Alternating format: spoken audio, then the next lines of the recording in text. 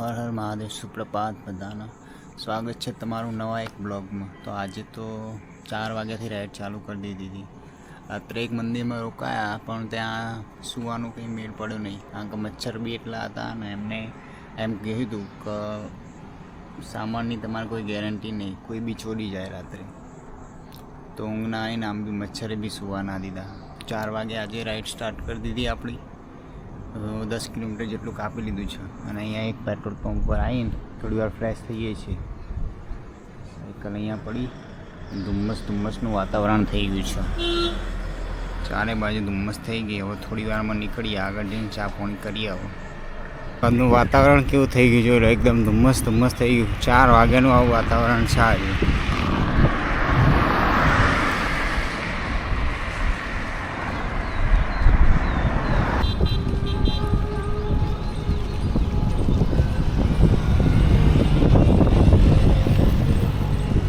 દેખાતું નહીં, સામાન બધો પલળી ગયો. આમ ઝાકળ પડી આંખો ઉપર બી ઝાકળ પડે. હવે વહેલા ચલાવી જઈએ તો આપણે આરામ કરવા થાય. રસ્તા ઉપર તો કંઈ દેખાતું જ નહીં. જો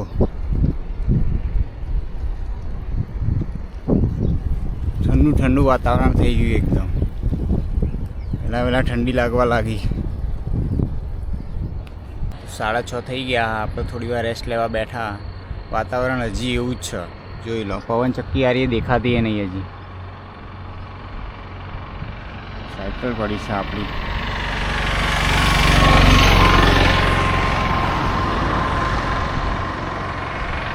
ઉપર પાણી છે. કપડાં પર એટલી ઝાકળ પડી છે ને આમ, અને બધું પલળી જાય છે. હવે તડકો નીકળે થોડો ત્યારે સારું લાગશે. ઠંડી એ વાય થોડી અત્યારે. હાલત જો ખાલી શરીરની વાઈટ થઈ ગયું બધું. ટોપી એ બધી એવી થઈ ગઈ છે. આગળ તો કંઈ દેખાતું જ નહીં પુલમાં.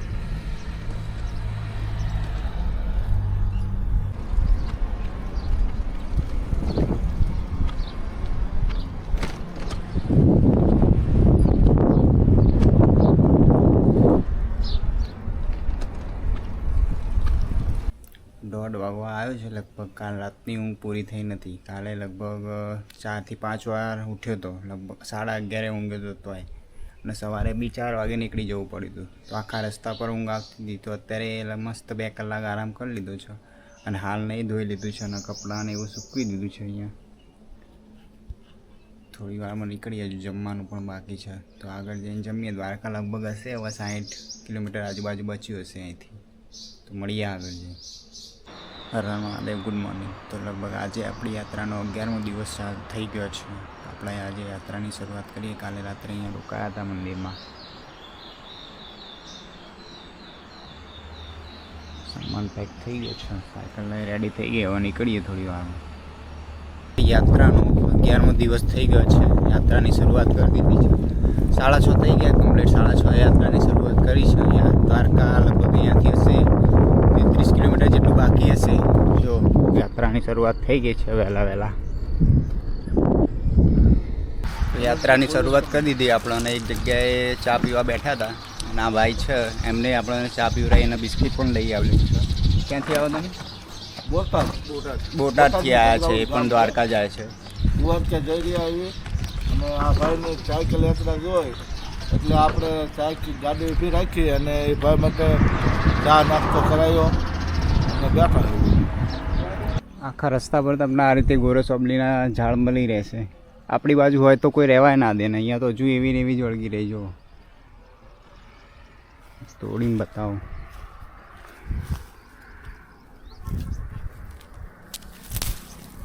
જોઈ લો. એટલે આંબલી તોડી લીધી છે. હવે જઈએ ખાતા ધીમે. થોડી વારમાં નીકળીએ હવે ખાઈ.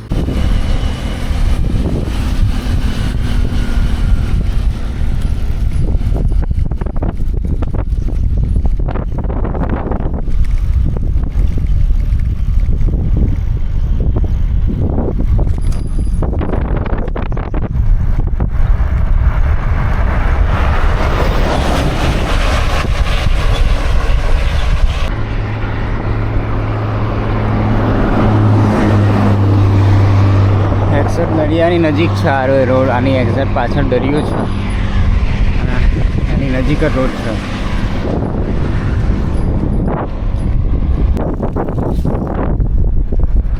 ફાઇનલી અહીંયાથી દ્વારકાના દર્શન થવા લાગ્યા. જોઈ લો સામે દેખાય છે મંદિર. 3 કિલોમીટર જેટલું બાકી રહ્યું છે.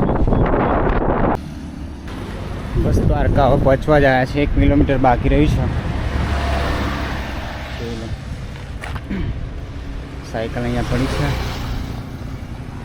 થોડો આરામ કરીને હવે નીકળીએ. પછી દ્વારકાની અંદર આવી ગયા છે. આ છે ગોમતી નદી અને આ દેખાય દ્વારકાધીશનું મંદિર.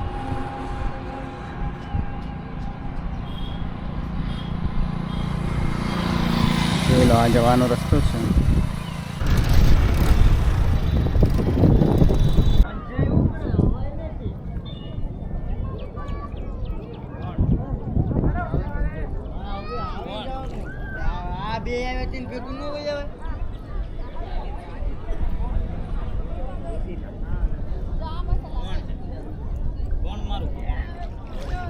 તો ફાઇનલી આપણે આવી ગયા છે દ્વારકા. અને અહીંયા એક ધર્મશાળા હતી એમાં રૂમ રાખી લીધો છે કારણ કે આજે આખો દિવસ રોકાવાનું છે. અહીંયા ગોમતી ઘાટે બેઠા. અહીંયા મંદિર દેખાય છે પાછળ ગોમતી ઘાટ. એવું કહેવામાં આવે છે કે તમારે અહીંયા નદીમાં સ્નાન કરીને પછી તમારે દ્વારકાધીશના દર્શન કરવા પડે. નદી બતાવો તમને. અંદર માછલીઓ પણ છે નાની નાની.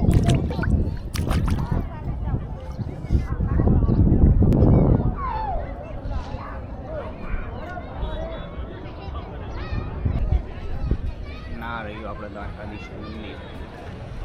તો આપણે બી થોડું વાર રહીને જઈએ હવે ત્યાં મંદિરે દર્શન કરવા. જોઈ લો પાછળનો view.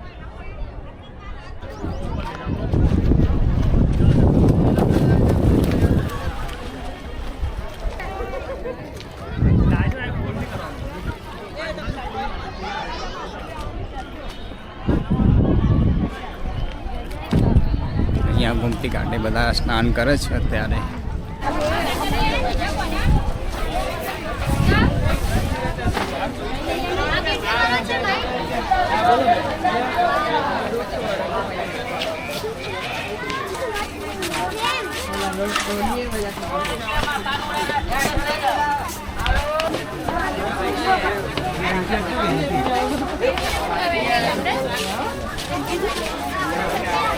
Aja ba ba? Ya.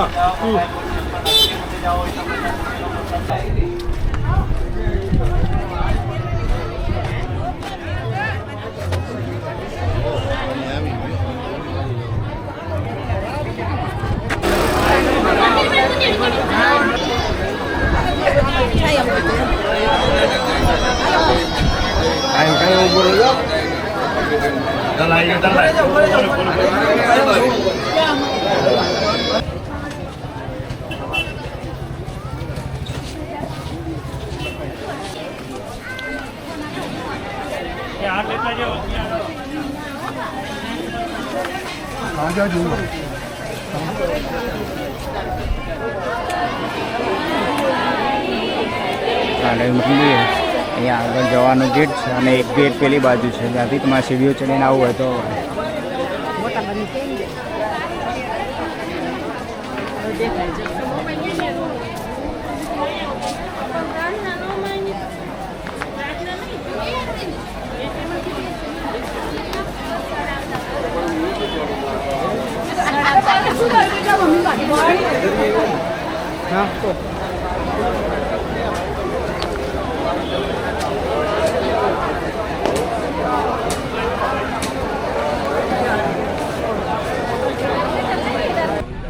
ધજા ચડાવવામાં આવે છે. એક ધજા ઉતાર લેવા, બીજી ચડાવે છે. હું ઝૂમ કરીને બતાવું.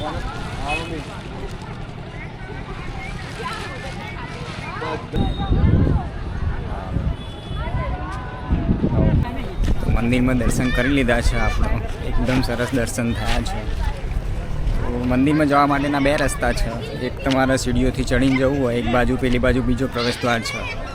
તમારે તકલીફ એ પડશે કે આ બાજુ સીડીઓથી જશો ને તમે તો તમારે સામાન મૂકવાની તકલીફ પડશે કારણ કે ત્યાં તમે પ્રસાદ લેશો તો જ તમને સામાન મૂકવા દેશે.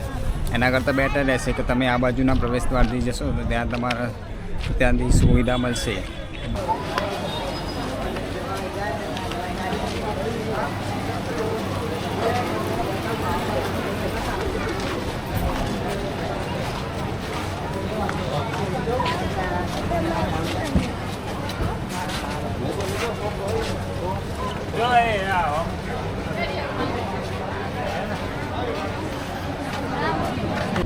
ફ્રેશ થઈને આવી ગયા. લગભગ 7:30 આરતી થાય છે દ્વારકાધીશના મંદિરે.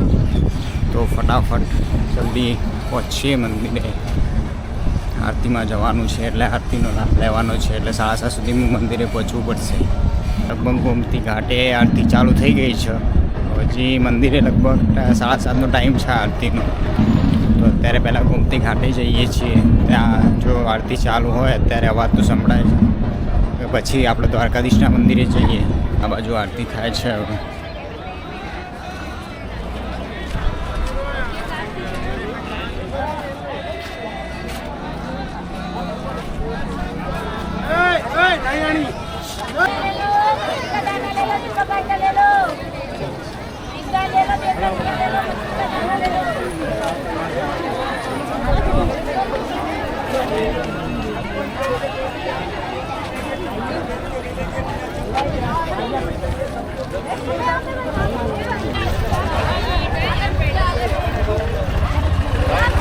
જ્યારે પણ દ્વારકામાં આવો તમે તો સાંજની 7:30 વાગ્યાની એટલે કે લગભગ 7:45 વાગે જે આરતી થાય છે આમાં જવાનું ભૂલતા નહીં.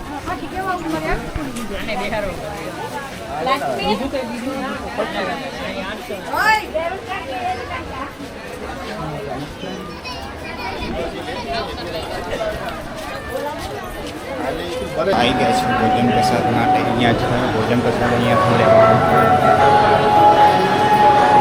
હા તો અહીંયા મળે છે 30 રૂપિયામાં. ઉપર ભોજન લેવા ઉપર જવાનું. દ્વારકામાં તમારે ભોજન પ્રસાદ લેવો હોય તો આ જગ્યાએ 30 રૂપિયાની અંદર મળી રહેશે. તમને ટોકન મળી રહેશે 30 રૂપિયાની અંદર અને ઉપર ભોજન લેવા ઉપર જવું પડશે.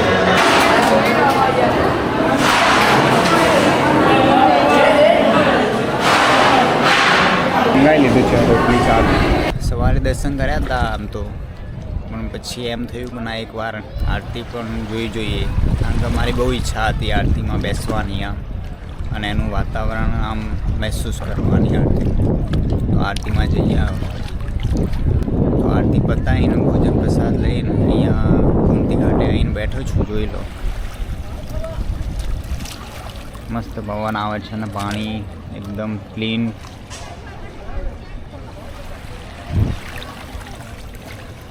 ખાલી તમે જ્યારે આવો દ્વારકા તો રાત્રિના ટાઈમે અહીંયા બેસજો જ આમ સારું લાગશે. આમ વાતાવરણ અહીંયા એટલું મસ્ત છે ને. જે જગ્યાએ ભગવાન કૃષ્ણ હોય એ જગ્યાનું વાતાવરણ હોય તમારે કેવું જ ના પડે. બાકી દ્વારિકાના રાજા સાક્ષાત અહીંયા રહી ચૂક્યા હોય તો એ ધરતી કેવી હોય પછી. તો કે એવું જ નહીં આરતીમાં. એના ખાલી એક્સપ્લેન કરી રીતે કરવાનું. બાકી આરતીનું વાતાવરણ આમ એટલું મસ્ત હતું ને કે એમ થાય બસ ત્યાં બેસી રહો ને બસ ખોવાઈ જવો એમ. ભગવાનને જોયા કરો ખાલી તમે. તો બસ થોડી વાર અહીંયા બેસીએ અને પછી જઈએ. તો આજના બ્લોગનો અહીંયા જ આપણે પૂર્ણાહુતિ કરીએ. મળીશું નવા બ્લોગમાં. જો વિડીયો ગમે તો લાઈક શેર અને સબસ્ક્રાઈબ કરી દેજો. જય દ્વારકાધીશ.